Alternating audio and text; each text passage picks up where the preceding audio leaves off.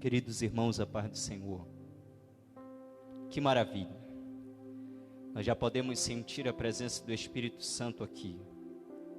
E acreditamos que aí onde você está, você também já sentiu a presença dele. Maravilhosa é a graça e a misericórdia de Deus, que nos permitiram mais uma vez, mais um dia, louvarmos e engrandecermos ao seu santo nome. Quero louvar a Deus pela vida dos nossos líderes maior, nosso querido pastor Jonatas Câmara, pastora Ana Lúcia Câmara, o nosso pastor de área, o pastor Jefferson Souza, sua esposa, pastora Sâmia. Quero louvar a Deus também pela vida do dirigente desta congregação, pastor Jarron, e a pastora Simone. E quero louvar a Deus pela sua vida, que está emprestando alguns dos seus minutos do tempo para receber o que Deus tem para você essa tarde. Atos capítulo de número 9. Atos capítulo de número 9. E o versículo é o versículo de número 41. Atos capítulo 9. E o versículo é o versículo de número 41. Na verdade, não todo, somente até a segunda vírgula, que diz assim: e ele dando-lhe sua mão. Vou repetir: e ele dando-lhe sua mão. Vou repetir mais uma vez: e ele dando-lhe sua mão. Aí onde você está, feche os seus olhos comigo e oremos ao Senhor. Soberano Deus e eterno Pai, nós somos gratos a Ti por mais uma oportunidade de estarmos glorificando ao Teu nome. Ó Deus, nós acreditamos em cada palavra profética que foi liberada aqui essa tarde. Acreditamos que Tu és o Deus que pode fazer infinitamente mais do que pedimos e do que pensamos. Ó Deus, mais uma vez, fala conosco. Uma vez mais, ó Deus, me usa de uma forma em que os irmãos que nos ouvem, que nos assistem, sejam edificados pela Tua palavra. É o que eu te peço e o que eu te agradeço, porque acredito que Tu irás fazer isso. Amém. Queridos, nós estamos mediante a um texto bastante conhecido pelos leitores da Bíblia. Texto que fala sobre Dorcas, essa mulher que morava em Jope, e Jope atualmente é conhecida como Jafa ou Iafo. É uma cidade israelense que fica aproximadamente 55 quilômetros de Jerusalém. Jope significa bela, e quem conhece a história de Dorcas sabe que Dorcas tinha o espírito belo. Dorcas tinha a alma bela. Dorcas era uma pessoa bela. Quando nós falamos de Jope, ou quando nós ouvimos sobre Jope, como bons leitores que somos, logo nos vem à mente o profeta Jonas, que desceu a Jope e pegou um navio, porque Jope era uma cidade marítima. Os habitantes de Jope, em sua maioria, trabalhavam com pesca. É por isso que nós vamos ver na cidade de Jope muitas viúvas, porque alguns dos maridos saíam para a pesca e não retornavam. Jonas desceu a Jope e pegou um navio, na tentativa de fugir da presença de Deus. Billy Graham disse, provavelmente com base nisso, que todas as vezes que o homem pensar em navegar para longe de Deus, Satanás sempre terá um navio preparado. Em Jope, o profeta Jonas decidiu navegar contra a vontade de Deus. Em contrapartida, anos depois, nasceu em Jope alguém que abriu mão das suas vontades só para viver as vontades de Deus. Em Jope, alguém decidiu navegar insensivelmente à dor, ao sofrimento, à lágrima do próximo. Em contrapartida, anos depois, nasceu em Jope alguém totalmente sensível à dor, ao sofrimento e à lágrima do próximo. Em Jope, alguém decidiu navegar sobre um pensamento egoísta. Em contrapartida, anos depois, nasceu em Jope alguém que tinha um pensamento altruísta. Em Jope, Dorcas, que era discípula, uma mulher de boas obras e esmola que fazia. Mas o texto diz que um dia Dorcas adoece e morre. Então vão lavar Dorcas, vão lavar o corpo de Dorcas.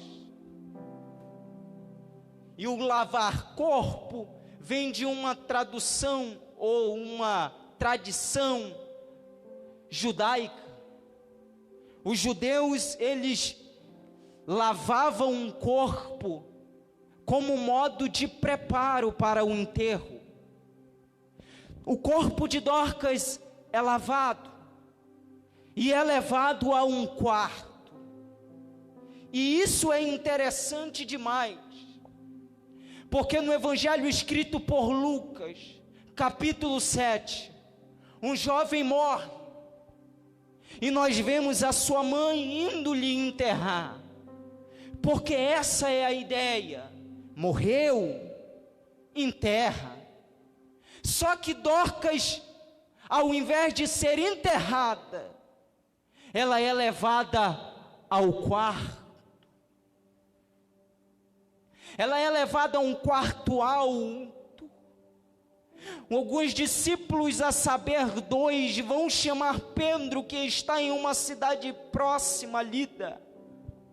Pedro vem apressadamente. Quando chega em Jope, quando chega na casa de Dorcas, vão direcionar Pedro ao quarto alto. Quando Pedro chega no quarto alto, diz a Bíblia que as viúvas pegam as túnicas e mostram para Pedro: Pedro, olha as túnicas que Dorcas fez para nós enquanto estava conosco. Em uma linguagem atual, eu imagino as viúvas dizendo para Pedro: Pedro, olha o que arraso o que Dorcas fez para mim. Pedro, olha que babado o que Dorcas fez para mim. Pedro, olha que maravilhoso o que Dorcas fez para mim. E isso nos revela uma coisa: que mesmo Dorcas morta, ela estava viva na lembrança das viúvas. Vou repetir: mesmo Dorcas morta, ela permanecia viva na lembrança das viúvas. E talvez eu esteja pregando, talvez essa tarde eu esteja me vendo e me ouvindo algumas Dorcas que tinham obras, que eram envolvidas na obra, mas de repente adoeceram, de repente morreram. Só que eu vim aqui essa tarde para lhe dizer não lhe enterraram. Ei, Dorcas, você está num quarto. No quarto tem pessoas que todas as noites se lembram de você, Dorcas. No quarto todas as noites tem pessoas que se lembram do que você fazia, Dorcas. Tem pessoas no quarto que estão se lembrando todas as noites, chorando e orando por você, Dorcas. E essa tarde eu vim lhe dizer, Dorcas, que você vai sair dessa, Dorcas. Você vai sair dessa com vida, não lhe enterraram. Você está num quarto. Você está na lembrança de muita gente, Dorcas. Sabe o que eu acho legal? É que vão levar Dorcas para o quarto alto. Tem um problema aqui. Qual? A morte. E sabe aonde eles vão tratar esse problema? No quarto. Sabe qual é o nosso maior problema? É querer tratar problema na sala. É querer tratar problema ligando para A e ligando para B. O nosso maior problema é querer tratar problemas batendo de frente, falando o que pensa e o que acha. Mas a mensagem de Deus para você que está com problema é: entra no teu quarto e trata esses problemas no quarto. Entra no quarto, tranca a porta e o teu Deus, Ele resolverá estes problemas. Entra para o quarto. O nosso problema é que nós estamos tão acostumados em outros compartimentos da casa e nós esquecemos do caminho do quarto. Sabe, nós estamos tão acostumados na Netflix, nós estamos tão acostumados nos filmes, nós estamos tão acostumados no sofá, que nós perdemos o caminho do quarto. Mas a palavra de Deus para você essa tarde é: deixa o sofá, deixa a Netflix, deixa o filme e acha essa tarde o caminho do quarto. O caminho do quarto.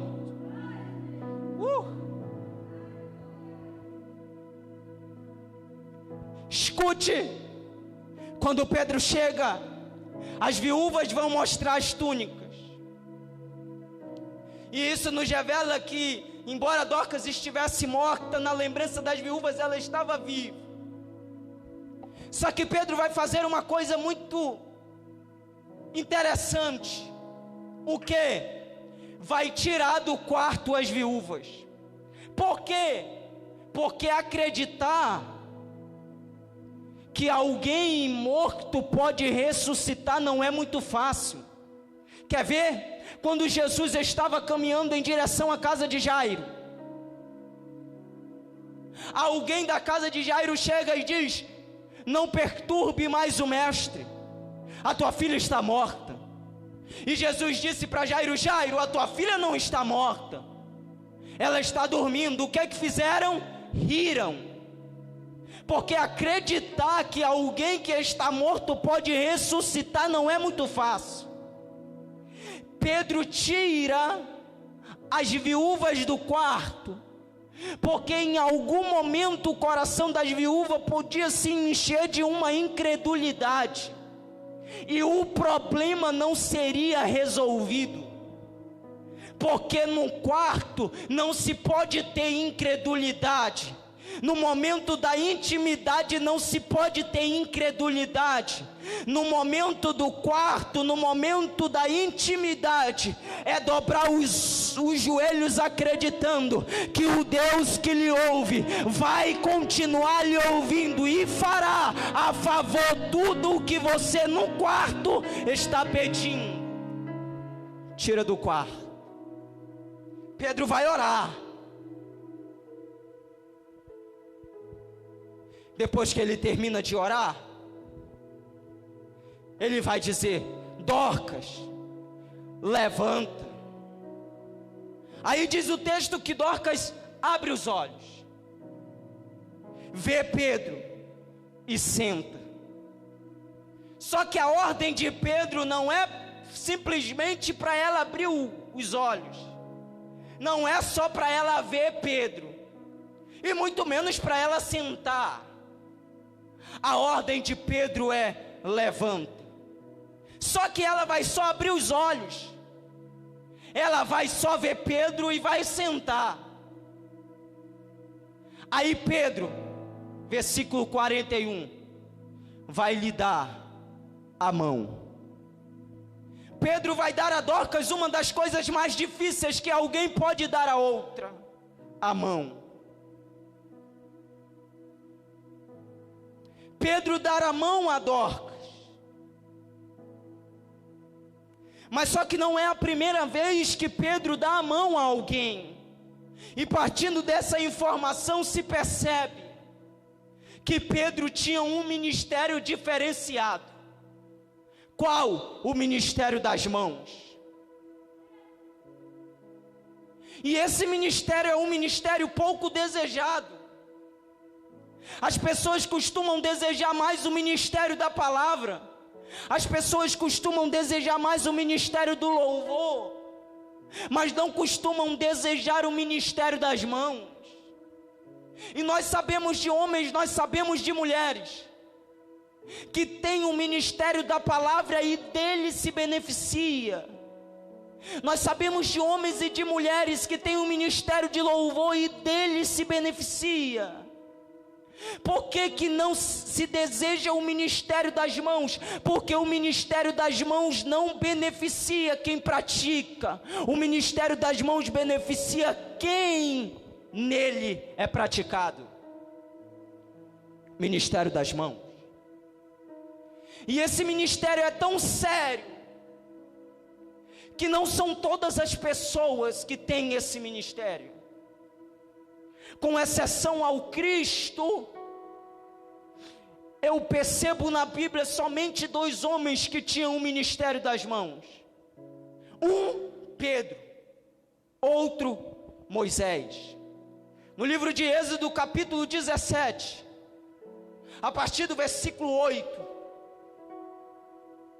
o povo amalequita vai pelejar contra o povo de Israel. Moisés chama Josué. Josué pega os homens e vai pelejar contra Amaleque. Porque eu vou subir ao cume do outeiro com a vara de Deus na minha mão.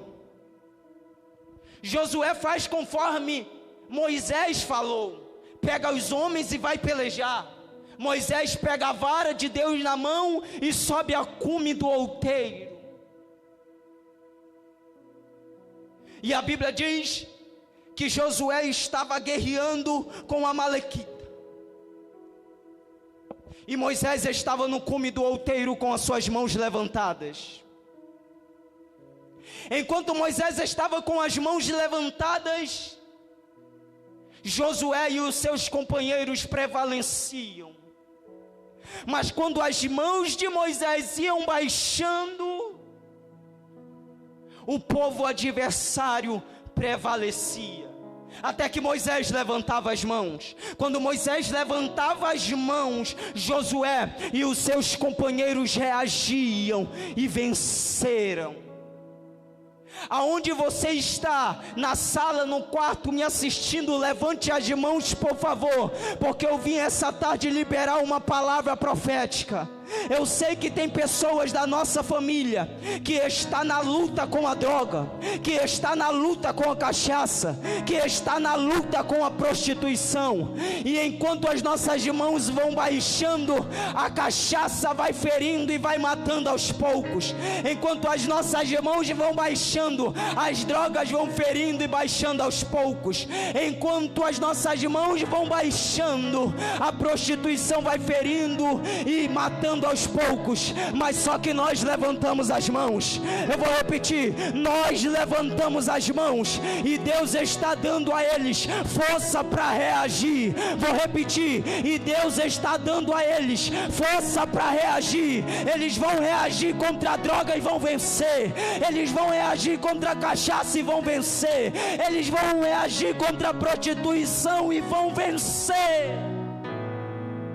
Continue de mãos levantadas, porque eu quero liberar mais palavra profética sobre a sua vida. As nossas mãos estão de mãos levantadas, Satanás, e nós não vamos perder ninguém mais para droga.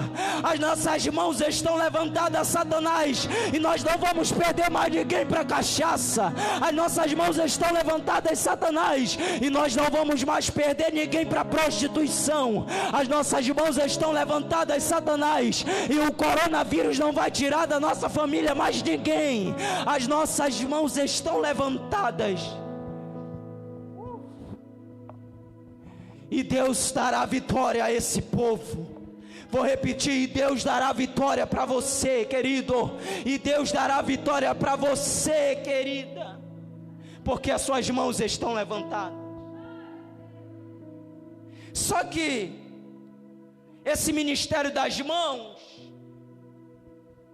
ele cansa. Pode ver o texto de Êxodo capítulo 17. Moisés vai cansar e vai baixar as suas mãos. Só que Ur e Arão vão pegar Moisés e vão sentar na pedra. E eu acho isso aqui muito bonito. Quando Ur e Arão pegam Moisés e sentam na pedra. Evangelho escrito por Mateus capítulo 16. Jesus faz aos seus discípulos duas perguntas: quem os homens dizem que eu sou? E eles respondem: um dos profetas. E Jesus faz a segunda pergunta: e vós, quem dizes que eu sou? Pedro olha para Jesus e diz: tu és o Cristo, Filho do Deus vivo. Jesus olha para ele e diz: e tu és Pedro, e sobre esta pedra. Então quando Ur e Arão pegam Moisés e sentam na pedra, James Swegan diz que essa pedra é uma tipologia do Cristo. Quando Ur e Arão pegam Moisés e sentam na pedra, eles estão dizendo a Moisés: Moisés, nós entendemos, ministério das mãos cansa mesmo, Moisés. Moisés, nós entendemos, ministério das mãos cansa mesmo, Moisés, porque ministério das mãos sustenta uma nação, porque ministério das mãos sustenta uma família, porque ministério das mãos sustenta outros ministérios, porque ministério das mãos sustenta relacionamento. Nós entendemos, Moisés, ministério das mãos cansa mesmo, mas o ideal, Moisés, no cansaço do ministério das mãos, não é baixá-la, Moisés. O ideal no cansaço do ministério das mãos é sentar na pedra, é descansar em Cristo. Eu sei que eu estou pregando essa tarde para pessoas que não têm o ministério da palavra, mas têm o ministério das mãos. Eu sei que eu estou pregando essa tarde para pessoas que não têm o ministério de louvor, mas têm o ministério das mãos. E eu vim aqui essa tarde para lhe dizer: o ideal não é baixar as mãos nesse cansaço, o ideal é sentar na pedra, é descansar em Cristo. Descansa em Cristo, descansa em Cristo, descansa em Cristo. Não baixe as mãos. O e Arão vão pegar Moisés, sentar na pedra e sustentar as mãos de Moisés. Escute, você que tem o ministério das mãos e está com as suas mãos cansando, querendo baixar as mãos porque não viu nenhum resultado. Essa tarde senta na pedra, descansa em Cristo e o Espírito Santo, representando Ur e Arão, estão sustentando as suas mãos não vão baixar, e por intermédio de suas mãos levantadas, Deus vai dar vitória à sua família, Deus vai dar vitória ao seu esposo, Deus vai dar vitória ao seu filho, Deus vai dar vitória à sua casa, Deus vai dar vitória.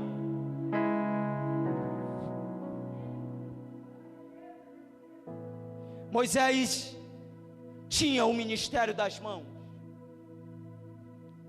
e Pedro também tinha um ministério das mãos.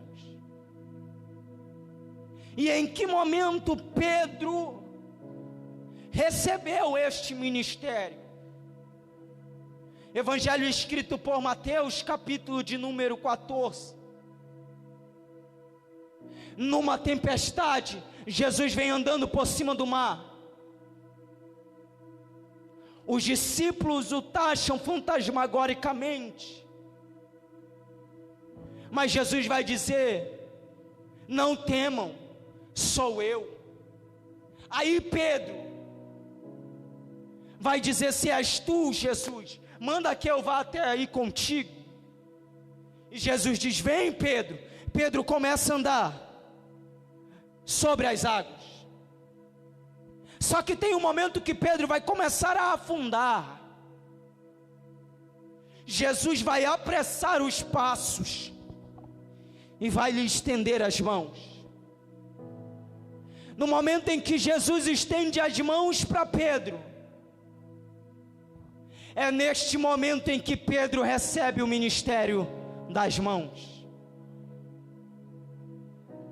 No Evangelho escrito por João, capítulo 13, Jesus, na última ceia, quando ela se encerra, ele pega uma toalha, pega uma bacia e vai começar a lavar os pés dos discípulos. Lava os pés de João, lava os pés de André, lava os pés de Filipe. Quando ele chega para lavar os pés de Pedro, Pedro se recusa.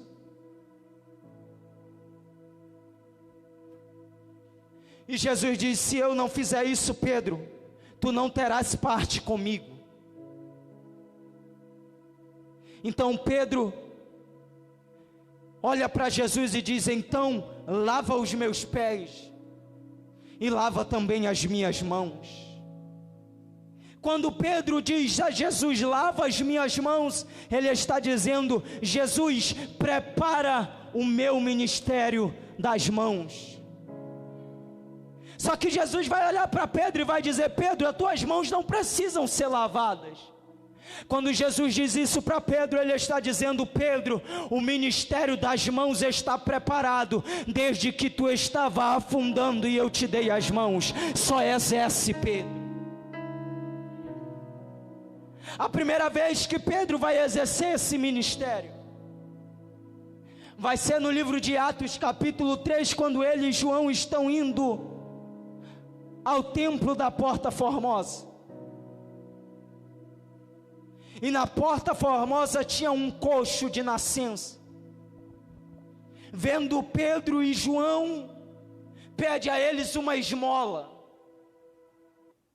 Aí no versículo de número 6, Pedro olha para o coxo e diz: eu não tenho ouro, eu também não tenho prata, mas o que eu tenho, eu te dou.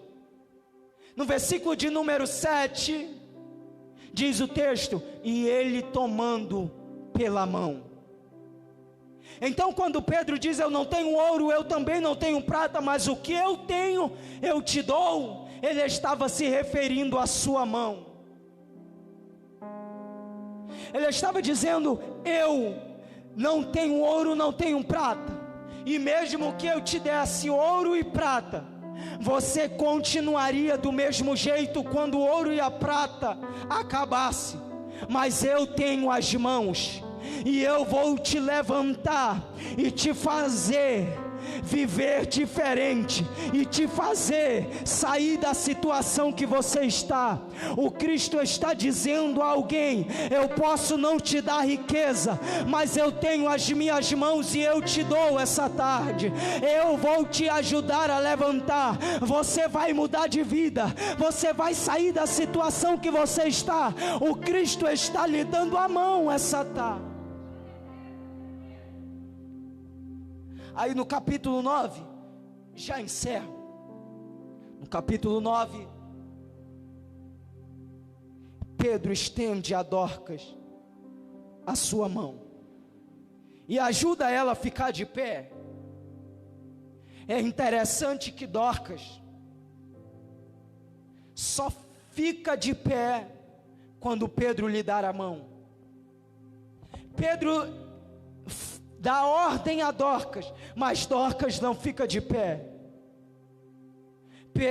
Pedro lhe dá a ordem, ela não fica de pé, só fica quando ele lhe dar a mão. Porque tem vezes que só palavras não são o suficiente, tem que ter a mão. E a nossa igreja, infelizmente, do século 21, por não ter esse ministério das mãos, tem passado por pessoas no chão e não tem ajudado a levantar. Mas essa tarde a palavra é, e o pedido a Deus é: gere em nós o ministério da palavra, o ministério do louvor e também o ministério das mãos. Não que a gente só fale, não que a gente só cante, mas que também a gente estenda a mão e ajude alguém a levantar. Ele levanta Dorcas, e aqui eu encerro. Chama os santos e chama as viúvas. Por que Pedro só chama os santos e chama as viúvas? As viúvas eram amigas de Dorcas.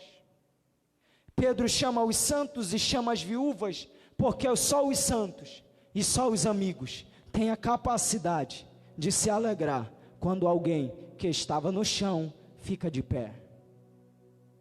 A área 91 é uma área de santos. Eu acredito que a área 91 é uma área de santos e é uma área de amigos. E você que me escuta essa tarde, nós estamos reunidos em amigos, nós estamos reunidos em santos, acreditando que não vai demorar mais muito para você ficar de pé e voltar a fazer o que você fazia na obra. Fica de pé, Dorcas.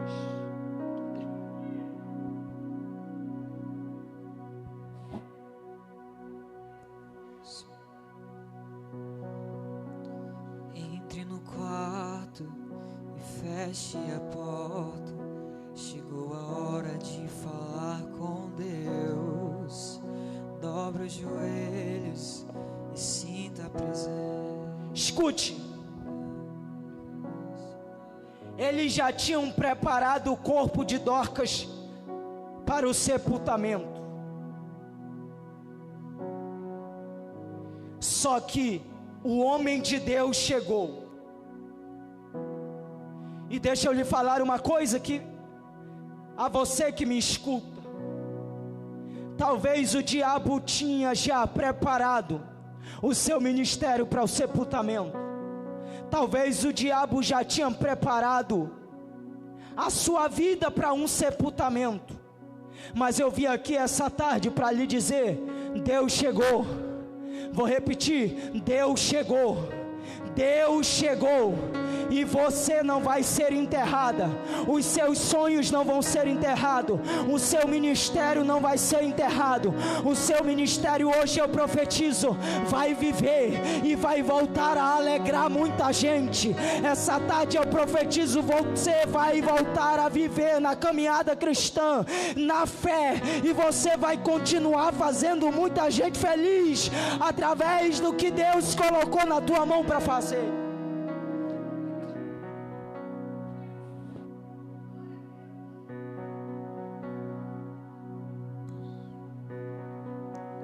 Entre no quarto e feche a porta. Chegou a hora de falar com Deus. Dobre os joelhos e sinta a presença.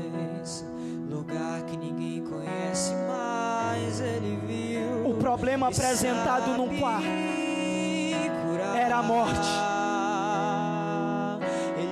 E no quarto, esse problema foi resolvido. Então a palavra de Deus essa tarde para nós é: para de querer resolver problema em outros lugares. Entra no quarto essa tarde e todos os problemas serão resolvidos. A cura deste vírus está quando nós nos dispor a trancar a porta do nosso quarto. A organização dessa bagunça que a terra está é quando nós se dispor a abrir a porta do quarto, entrar nele, fechar os nossos olhos, dobrar os nossos joelhos e clamarmos a Deus. Entra no quarto.